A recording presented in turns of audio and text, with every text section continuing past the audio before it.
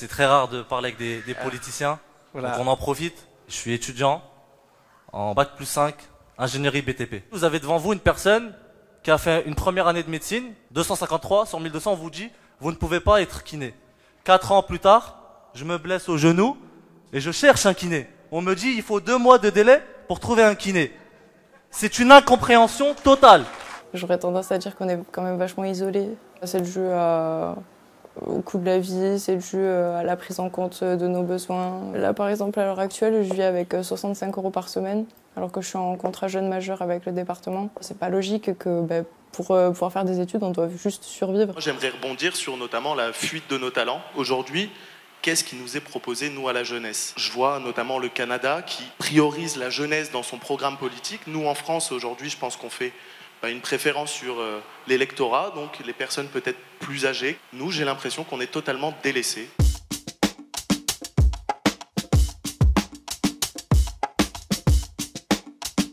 Pour moi, il faudrait s'occuper du système scolaire. Quand on fait du 8h-17h ou du 8h-18h, qu'on se tape encore des trains ou des bus pendant 1h30, qu'on rentre, qu'on a des devoirs, qu'on doit se laver, qu'on doit manger, en fait, à quelle heure je respire. Puis ça dépend après dans quel lycée on est, mais la pédagogie, malheureusement, elle n'est pas partout. Moi, par exemple, je suis arrivé en seconde, on m'a dit ici, si tu marches ou tu crèves, tu as moins de 12 de moyenne, tu dégages. Pour revenir à un système éducatif performant, que globalement, mes enfants aient les mêmes chances que les miennes. L'enfant de parents analphabètes, nous ayons eu la chance que l'école républicaine fasse de nous ce que nous sommes. Ça, aujourd'hui, mes enfants ne le vivent pas. Notre système est devenu inégalitaire. Nous avons une égalité de droits, mais nous n'avons plus une égalité de chance. Chez nous, on sait très bien que nos jeunes auront très peu de chances d'être pris dans les grandes écoles, par exemple parisiennes. Ils font des battles en allemand pendant la cour de récréation. Et les nôtres, c'est de la bienveillance. Bon, c'est pas grave. C'est pas écrire ton prénom. C'est pas grave, ça va aller. La République devrait donner sa chance à tout le monde grâce à l'école. Que l'ascenseur social fonctionne. Il ne faut pas que ce soit toujours les mêmes qui accèdent au poste, que ce soit de dirigeants, que ce ne soit pas une France de l'entre-soi, du piston et des grandes familles. L'année prochaine, tout le monde en terminale, on va peut-être, pour nos études, devoir prendre un logement. C'est ultra cher et il y a beaucoup d'inégalités de logement. Les villes ou les communes, ils font rien pour les jeunes. Et même pour la santé mentale, chez les jeunes, avec Parcoursup, on nous met une pression, mais on ne comprend pas vraiment pourquoi. On ne trouve pas vraiment de solution. En France, on est quand même un pays dans lequel il y a beaucoup d'inégalités. Moi, du coup, j'ai la chance là, de loger chez mes parents, donc du coup, de ne pas avoir de loyer à payer, de pouvoir bosser et de mettre de côté, en attendant de savoir ce que je veux faire de ma vie. On est tous très très stressés, les jeunes, de savoir ce qu'on va faire, ce qu'on va devenir. Peut-être même si on fait des études, si on a une carrière brillante, peut-être que même ça suffira plus. J'ai réalisé en aidant de mes cousins pour Parcoursup il y a quelques jours que si j'avais été lycéenne aujourd'hui, j'aurais pas survécu. Il y a un énorme problème sur ce qu'on fait subir à la jeunesse de ce pays aujourd'hui et c'est inadmissible, sincèrement ça me révolte, qu'on accepte de remettre l'avenir de la jeunesse sur des plateformes basées sur des algorithmes en espérant peut-être, sait-on jamais, qu'ils obtiennent ce qu'ils veulent.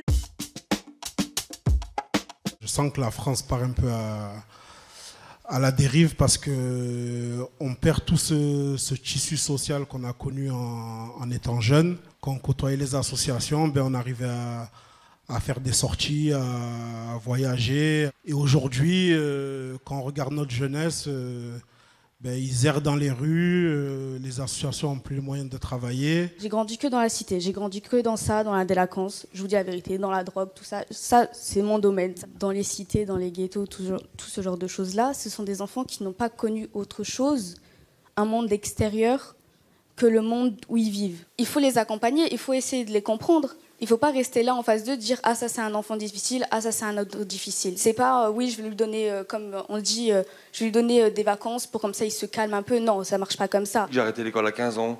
Je viens des quartiers de la métropole lilloise. Aujourd'hui, je suis responsable d'une agence d'intérim. Je côtoie beaucoup de jeunes.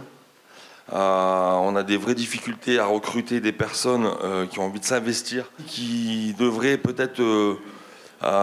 moins se poser de questions et se lever plus spontanément. Il faut continuer à s'aider les uns les autres, écouter les autres. On le fait en intérim. Si à chaque fois qu'il y en a un qui passe la porte, ça ne fonctionne pas et qu'on le jette, non, on va lui donner plusieurs chances à chaque fois. Tous les jeunes qui traînent dans les rues, pourquoi ils ne vont pas travailler ? Pourquoi ils sont là à se plaindre tous les jours, à dire j'ai pas d'argent ? Mais ils font rien pour gagner de l'argent. Je suis pompier volontaire, je suis aide-soignante, je me débrouille, je paye mes factures tous les mois. Et je pars du principe qu'en fait, se plaindre et se dire je suis chômeur, je trouve pas de travail, pour moi c'est inadmissible en fait. Je demande que ça à travailler moi. J'ai postulé à plus de 20 trucs. Je n'avais pas assez d'expérience, où ils ne laissent pas travailler, comment on peut avoir des expériences. J'ai 18 ans, je travaille depuis l'âge de 16 ans, donc je suis pas d'accord sur le fait que si on veut on peut trouver. Parce qu'on demande du travail. Les jeunes, ils partent de France. Mon fils il me parle d'Australie, ma fille est de Canada. Et si on perd la jeunesse, qui on va le former demain? Je suis une maman de 4 enfants. Pour mon deuxième, il est en train de chercher un apprentissage en plomberie. On a écrit à plusieurs patrons, sans réponse. Il faudrait de l'aide aussi pour les entrepreneurs, que les entrepreneurs aussi puissent avoir l'argent pour pouvoir donner du travail. Il y a quand même beaucoup de chômage, beaucoup de concurrence. On est face à des défis qui sont énormes. Pour les jeunes qui entrent dans la vie active, c'est compliqué. Ils se battent aussi par rapport à ça et ils sont peut-être plus acteurs aussi. Donc, tant mieux. Je fonde beaucoup d'espoir sur la jeunesse. Ils sont beaucoup plus ouverts à des idées d'égalité, de partage également, de solidarité. Ça prend du temps parce qu'il y a beaucoup de résistance encore de la part des anciennes générations. Je m'intéresse globalement à la politique. Je trouve que c'est globalement une bonne idée d'entendre vraiment ce que les Français ont à dire, de toute classe sociale, de tout âge. Aujourd'hui, je vois aucun jeune sur les plateaux de télé dans des débats. Je vois quasiment aucun jeune dans les partis politiques. Je pense que finalement, c'est la politique qui ne s'intéresse pas aux jeunes.